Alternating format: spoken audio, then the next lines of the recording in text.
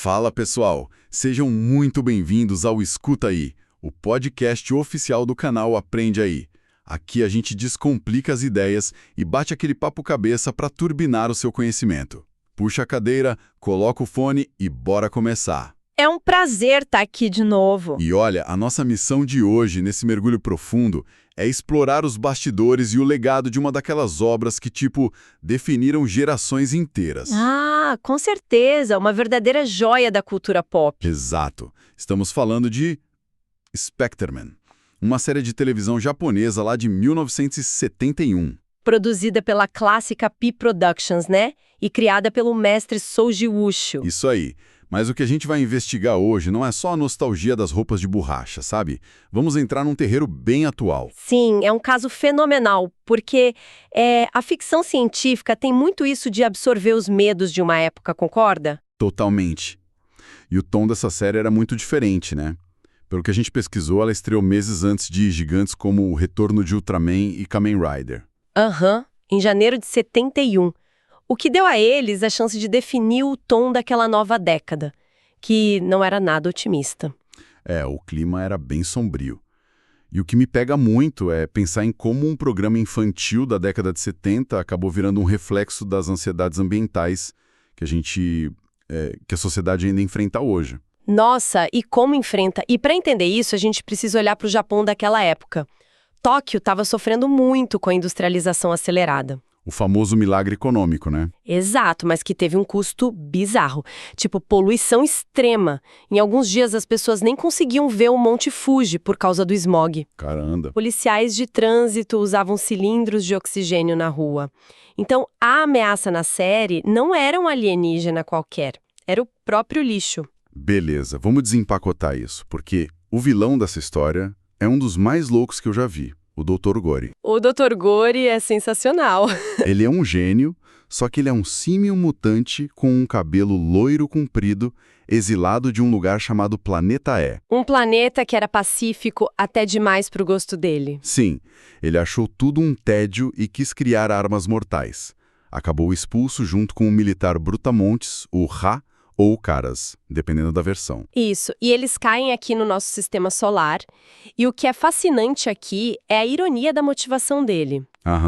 Porque ele olha para a Terra do espaço e acha o planeta lindo, uma joia. Mas aí ele chega mais perto, né? Exatamente, ele vê a sujeira, os rios poluídos, o lixo tóxico, e ele sente um nojo profundo. Pensa numa analogia. É tipo um turista intergaláctico que vai visitar o parque ecológico mais maravilhoso do universo, que é a Terra. Boa analogia. Aí ele chega lá e encontra as trilhas todas cheias de lixo tóxico, plástico. Só que em vez de pegar um saco de lixo e ajudar a limpar, ele decide exterminar os turistas porcos usando o próprio lixo deles. Nossa, sim. É exatamente essa a lógica dele. E só para deixar muito claro para quem tá escutando... Claro, manda bala. A gente não tá aqui para validar ideologias ou tomar partido político, seja defendendo discursos anticapitalistas ou ambientalismos radicais. Com certeza não. Nós estamos apenas relatando de forma imparcial o que estava no roteiro original da série. A visão que os criadores colocaram ali na tela, reagindo ao ambiente sufocante da época. Perfeito. A ideia original era puramente refletir o que estava nos jornais, né? Exato, e o Dr. Gore, dentro dessa narrativa, quer salvar o planeta, exterminando os humanos. E para isso ele cria os Kougai Kaiju. Os monstros da poluição. E os designs são grotescos. Tem o Edoron, por exemplo. O primeiríssimo monstro. Sim, ele nasce daquele acúmulo de lodo e cádmio no mar de Fuji. Fica expelindo uma névoa corrosiva. Refletindo o medo real do envenenamento por metais pesados no Japão. Exato. E tem o Dustman, que é uma história super triste. Ah, essa é pesada. Um humano mutado que só cresce devorando lixo urbano. Até barata gigante feita de refúgio tinham, o Gokinosaurus. É o lixo urbano tomando vida e cobrendo a conta. E é aqui que a coisa fica realmente interessante. Porque para combater essa ameaça surreal, a Terra precisava de um herói, bem fora do padrão. Muito fora do padrão. O Spectreman. Que na forma humana é o Joji Gamu. E, cara, a dinâmica de transformação dele é a coisa mais engessada que existe. É pura burocracia espacial. Sim, ele não pode simplesmente gritar uma frase de efeito ou apertar um botão e virar o herói na hora que quiser. Ele precisa pedir autorização. Ele levanta o braço e grita Ryokai, que significa entendido, mas ele tem que pedir permissão para os chefes dele, os dominantes do satélite Nebula 71. E os dominantes não aprovam na mesma hora. Não. Eles ficam lá avaliando. Imagina, isso não é o equivalente a ter que abrir um chamado no RH ou no TI da empresa no meio de um incêndio só para poder trabalhar. Nossa, sim. É o ticket da salvação demorando para ser atendido. O monstro destruindo o quarteirão e o Joji esperando a matriz aprovar. Mas tem uma lógica fria por trás disso. A Nebula 71 avalia se a força militar humana realmente falhou antes de intervir. Ah, tipo um último recurso. Exatamente. Se os humanos não derem conta, aí sim eles mandam o raio de energia para a joia na testa dele, a Beam Lamp. E tem o fator do esgotamento, né? Nossa, sim. A bateria dele dura muito pouco. Depois das lutas, o corpo cibernético consome tanta energia que ele não sai voando majestoso para o sol. Ele capota. Ele desmaia de exaustão. Volta para a forma humana no meio dos escombros. E o emprego civil dele também não tem nada de glamouroso. Não é um esquadrão tático de elite tipo em Ultraman. Não, ele é da equipe de pesquisa e controle de poluição. Liderada pelo chefe Kurata, uma agência governamental super comum. Fiscal de fábrica clandestina praticamente. Mas me diz uma coisa, com uma premissa tão sombria, herói desmaiando de cansaço, cidade poluída, monstros de lixo, como é que os patrocinadores reagiram a isso? Então, no começo achava a mensagem verde bonitinha, mas depois... O bolso começou a pesar. Exato. Os patrocinadores, principalmente os de brinquedos, começaram a intervir. Acharam depressivo demais para a hora da janta. Muito depressivo. As famílias queriam relaxar e a série estava mostrando crianças doentes e rios mortos. Não vendia boneco. Caramba! E aí eles forçaram uma mudança. Uma sonetização completa. A forte mensagem moral verde do início foi praticamente proibida. Eles tiveram que trocar o nome da equipe, né? Sim, a poluição G-Man virou simplesmente Monster G-Man. Que nome genérico. E as ameaças da poluição sumiram. Foram substituídas por alienígenas comuns, dinossauros que voltavam à vida, bruxas do espaço, ciborgues. Tropos clássicos de ficção científica dos anos 70. Se a gente conectar isso com o panorama geral... Manda. É uma ironia absurda. A série que nasceu criticando a ganância da industrialização foi alterada e censurada justamente por forças comerciais e ganância. É o mercado engolindo a crítica, né? Bizarro. Mas com todas essas alterações lá no Japão, como que esse programa viajou para o Ocidente? A adaptação americana de 78 é uma história à parte. Liderada por aquele distribuidor americano e com o Mel Wells reescrevendo muita coisa. Isso.